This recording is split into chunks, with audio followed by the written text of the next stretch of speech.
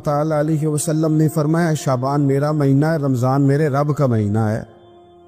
اتنی برکتوں والا مہینہ، اتنی شانوں والا مہینہ، آپ نے کچھ باتوں کا بڑا ہی خیال رکھنا۔ ایک تو آپ نے کوشش کرنی ہے نمازیں ذوق کے ساتھ پڑھی جائیں، آپ نے مسجد کے ساتھ دلچسپی پیدا کرنی ہے۔ آپ یہ کہیں کہ زیادہ سے زیادہ میں نہ دوسروں کو نواز سکوں، میں نہ چپکے سے پہنچوں کسی غریب تک، خود سے جاؤں اور اس کو اپنا محسن سمجھیں جس کی وجہ سے اللہ آپ کو ثواب دے رہا ہے، اس کو محسن سمجھیں جس کی وجہ سے اجر مل رہا ہے۔ احساس ہم نے بہت زیادہ پیدا کرنا ہے۔ ہم نے دیکھنا ہے کہ میں کس جگہ میری ضرورت ہے، میں کس طرح کر کے کام آ سکتا ہوں، وہاں اپنی خدمات کو پیش کرنا ہے۔ میرے رسول پاک علیہ السلام نے فرمایا کہ جب رب نہ مانے تو پھر وہ کمزوروں کے صدقے مان جاتا ہے، پھر وہ ضعیفوں کے صدقے مان جاتا ہے۔ فرمایا اللہ تم سے بارشیں روکنا چاہتا ہے پر تمہارے ضعیفوں، کمزوروں، غریبوں کے صدقے، مجبوروں کے صدقے وہ تم پر بارشیں برساتا ہے۔ حضور فرماتے ہیں رب اشغال اغبر لو اقسم علی اللہ لا برا۔ کچھ ایسے لوگ ہوتے ہیں کہ ان کے بالوں میں خاک پڑی ہوتی ہے، چہروں پہ مٹی الجھے ہوئے ہوتے ہیں، لیکن اگر وہ اللہ پہ قسم کھا لیں تو اللہ ان کی قسم بھی پوری کر دیتا ہے، قسم بھی۔ حضرت سیدنا عبداللہ ابن عمر فرماتے ہیں میں حضور کی مجلس میں حاضر تھا، حضور مانگنے لگے اللہ سے، حضور اللہ سے مانگنے لگے۔ میں تو کئی دفعہ یہ دعا بھی مانگنے لگ جاتا ہوں کہ اللہ تو ان دعاؤں کی طرف تو دیکھ جو تیرے رسول نے ہمارے لیے مانگی۔ اللہ تو ہمیں تو نہیں نہ مانگنا آتا، نہیں طریقہ آتا، نہیں سلیقہ آتا، نہیں انداز آتا، ہم تو بے توجہ سے لوگ ہیں، بیٹھنے کا ڈھب نہیں آتا ہمیں تو ہاتھ اٹھانے کا سلیقہ نہیں آتا، ہم تو وضو کرنے کے اس طریقے سے آشنا نہیں پڑے۔ اللہ تیرے محبوب نے تو خوب مانگا ہے نا تجھ سے، تیرے پیارے حبیب علیہ السلام نے تو تجھے منایا ہے نا ہمارے حق میں، تو اللہ تو ان دعاؤں کی طرف تو دیکھ۔ حضرت عبداللہ ابن عمر رضی اللہ تعالیٰ عنہ فرماتے میں حضور کی مجلس مبارکہ میں بیٹھا تھا، ابو داؤد شریف میں موجود ہے، کہتے حضور دعا مانگ رہے تھے۔ دعا کیا تھی؟ دعا حضور یہ مانگ رہے تھے رب اغفر لی، یا اللہ ہمیں بخش دے، وتب علی، اللہ ہماری توبہ قبول فرما، انک انت التواب الرحیم، بے شک تو توبہ قبول کرنے والا اور رحم کرنے والا۔ حضور دعا مانگ رہے تھے اے اللہ رب اغفر لی، یا اللہ ہمیں بخش دے، وتب علی، اور ہماری توبہ قبول فرما، انک انت التواب الرحیم، بے شک تو توبہ قبول کرنے والا اور رحم کرنے والا۔ حضرت عبداللہ ابن عمر فرماتے اس ایک دعا کو ایک ہی مجلس میں ایک ہی جگہ بیٹھ کر میرے نبی پاک نے اپنی زبان اطہر سے 100 مرتبہ ادا فرمایا۔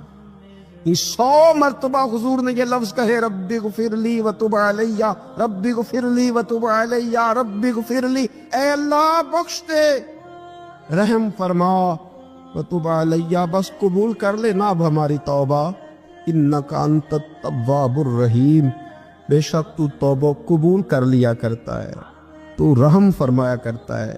ایک ہی مجلس میں 100 دفعہ حضور نے دعا مانگی، دعا مانگ کے پھر دعا مانگی، اور دعا مانگ کے پھر دعا مانگ۔ اللہ کو منایا میرے رسول پاک، حضور نے ہمیں بتلایا اسے مناؤ، اس کی بارگاہ عالی مرتبت میں جھکو، اور حضور نے خود بھی یہ طریقہ ہمارے سامنے بطور سنت کے چھوڑا، اور پھر نبی پاک صلی اللہ علیہ وسلم نے آگے بڑھ کے ہمیں کچھ اور باتیں بھی ارشاد فرمائی۔ حضور نے ہمیں بتلایا کہ پچھلے لوگ اپنے رب کو کیسے مناتے تھے، وہ کس طرح اس کے حضور ناز عرض کرتے تھے۔ حضور نے ہمیں اللہ کو منانے کے طریقے بھی بتلائے، فرمایا جب ماں باپ دعا مانگیں گے اولاد کے حق میں تو وہ مان جائے گا۔ حضور علیہ السلام نے فرمایا جب مسافر دعا مانگے گا تو اللہ مان جائے گا۔ فرمایا میرے رسول کریم نے کہ جب بیمار دعا مانگے گا تو اللہ مان جائے گا۔ اور سید عالم علیہ السلام فرمانے لگے جب تمہارے ضعیف، کمزور، مجبور لوگ دعا مانگیں گے تو اللہ مان جائے گا۔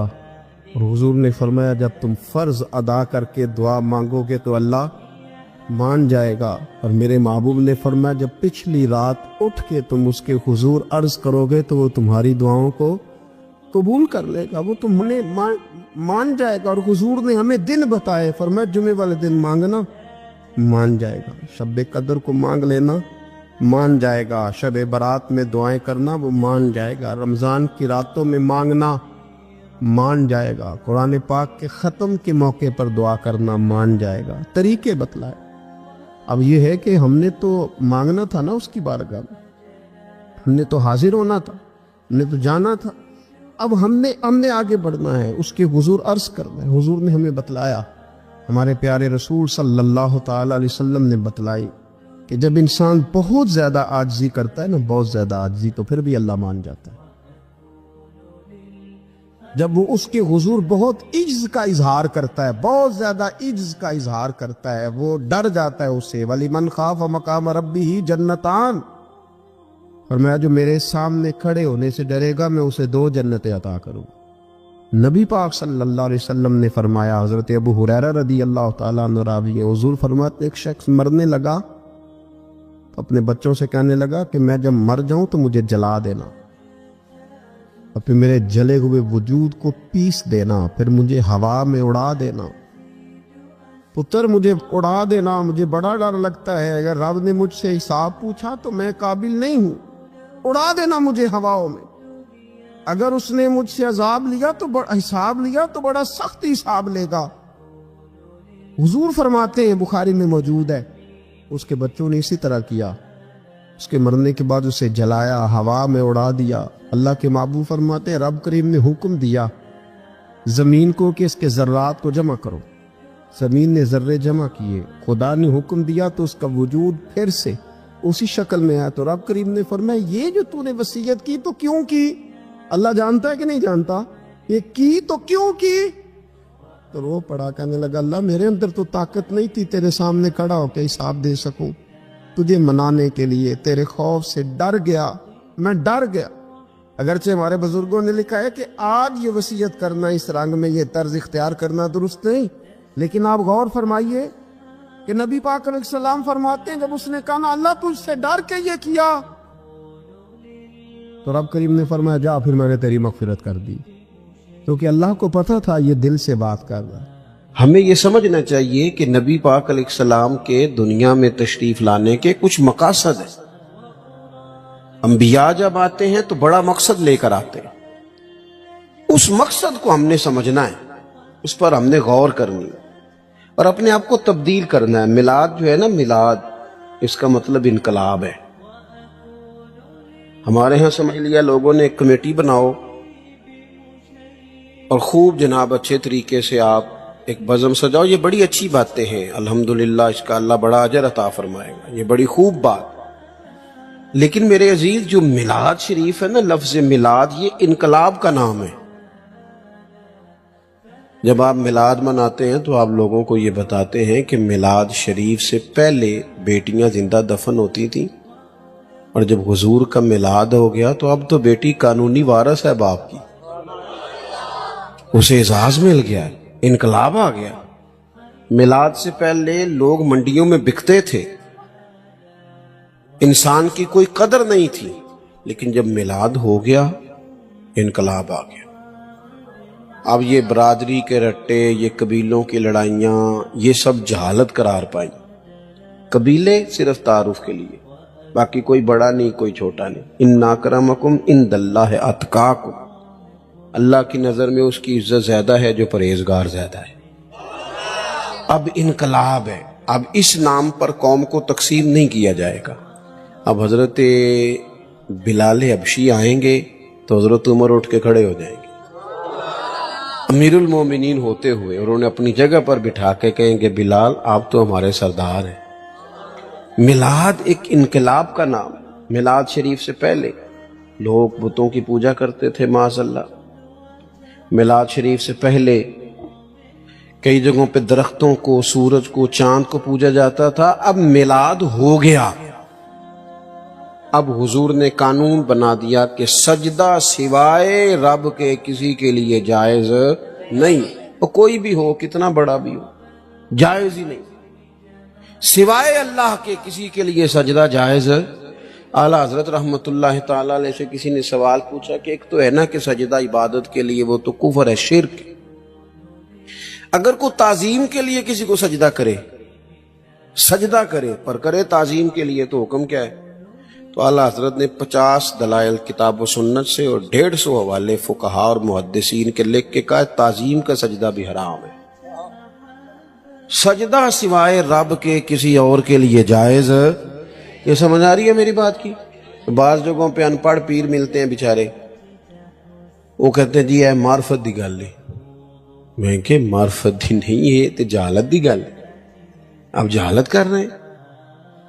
تو نبی پاک کا میلاد انقلاب ہے، اب ہم نے اس انقلاب کے جو مقاصد ہیں ان کو سمجھنا ہے، حضور کس لیے آئے۔ ایک مقام میں نے قرآن مجید کا تلاوت کیا، اللہ فرماتا ہے وَدَاعِيًا إِلَى اللَّهِ بِإِذْنِهِ وَسِرَاجًا مُنِيرًا، فرمایا ہم نے نہ اے محبوب علیہ السلام آپ کو اللہ کی جانب بلانے والا بنا کے بھیجا، اللہ کے حکم کے ساتھ، اور چمکتا ہوا آفتاب بنا کے بھیجا۔ نبی پاک علیہ السلام نے لوگوں کو اللہ کی جانب بلایا، عبادت کا سبق دیا۔ ہمارا جو وجود ہے نا، یہ کچھ چیزوں کو طلب کرتا ہے، کھانا پینا سونا، یہ وجود کی ضروریات ہیں۔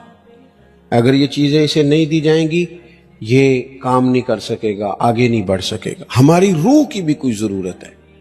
یہ جو لوگ سوال پوچھتے ہیں نا کہ جناب پیسے بھی ہیں، گھر بھی ہے، نوکری بھی اچھی ہے، دل نہیں لگتا، بور رہتا ہوں، روح پیاسی ہے، روح کچھ مانگتی ہے۔ روح کی غذا کیا ہے؟ اللہ کا ذکر، حضور پر درود و سلام، نبی پاک کی غلامی، یہ روح کی ضرورت ہے۔ آپ یہ دیکھیں نا، ہر زمانے میں لوگ پوجا کرتے رہے معاذ اللہ، کوئی درخت کی، کوئی پتھر کی، لیکن ایسا دور نہیں گزرا کہ کسی نے کسی کی پوجا نہ کی ہو۔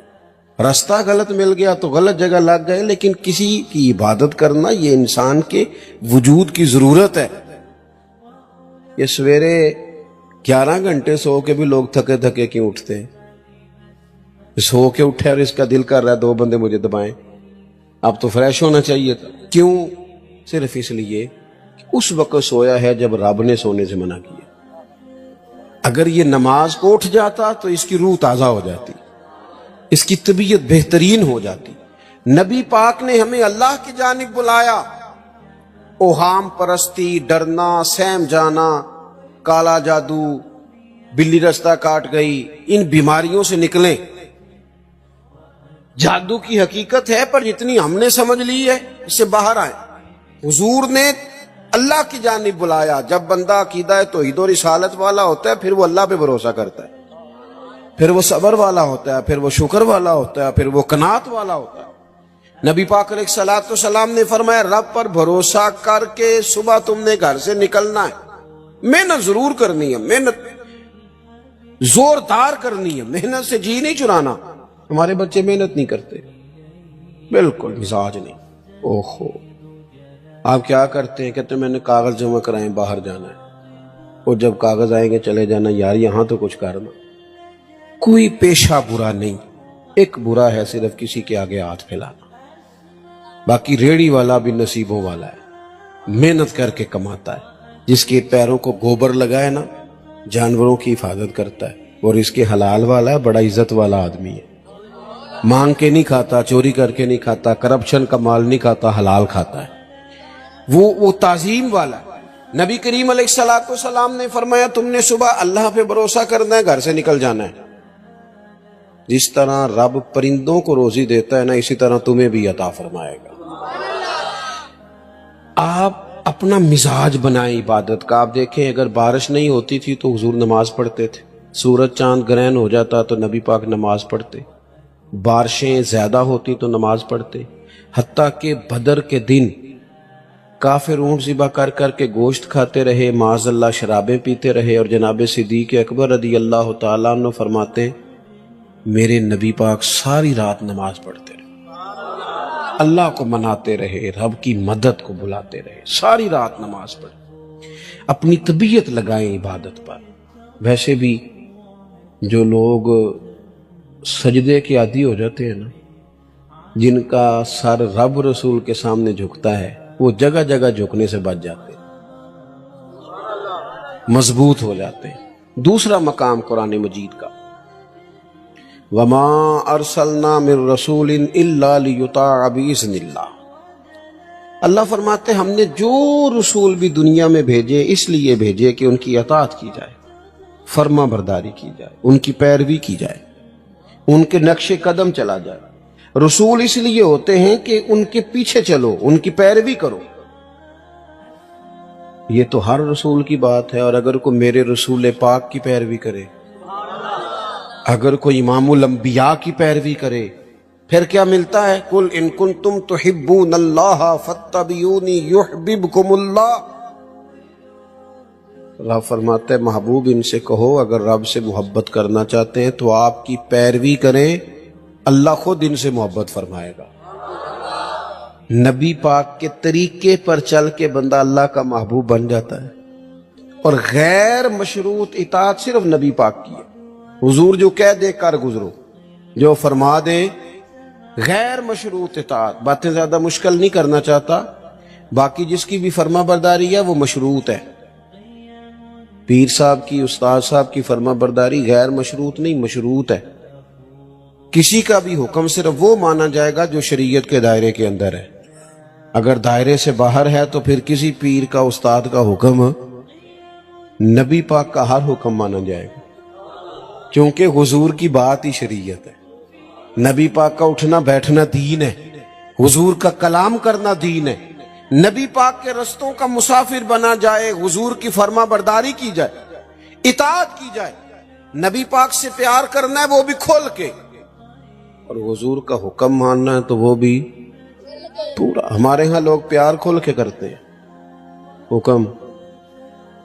اچھا جناب، کسی بندے سے آپ باقی وہ سارے کام بغیر دعا کے کر رہا ہے، بینک میں تنخواہ آتی ہے، دعا نہیں کراتا، لینے چلا جاتا ہے، گھومنے سیر کرنے سب جگہ وہ بغیر دعا کے جاتا ہے۔ اگر اسے کہا جائے نماز پڑھو، کہتے پیر صاحب دعا کرو میرے لیے۔ میں کہ باقی دے کما دی نہیں دی یار، کدے دعا کرائی، باقی بھی کراتا نا۔ تو کیوں مطلب ہم اس طرح کا مزاج بناتے ہیں؟ اس سے بندے کا دل سخت ہو جاتا ہے۔ جب وہ دنیا کے کام بھاگ بھاگ کے کرے اور دین کے کاموں میں سستی کرے، طبیعت سخت ہو جائے گی، آپ بے چین ہو جائیں گے۔ نبی پاک کی فرما، صحابہ نا بحث